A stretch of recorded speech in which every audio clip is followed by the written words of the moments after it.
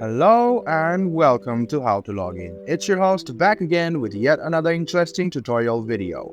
In this video, I'm going to teach you how you can check out the FAQs in Gemini AI.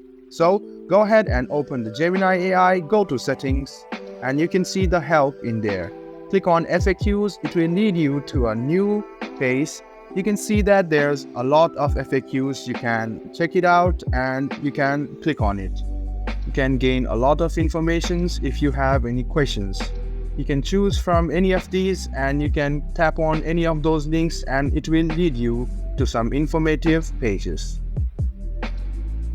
Scroll down and you might find what you needed to find. Let me show it to you once again how you can see the FAQs. Go to the help button, tap on FAQ, it will lead you to this page. And then you can check out the FAQs, which is normal and which is mostly asked by the users.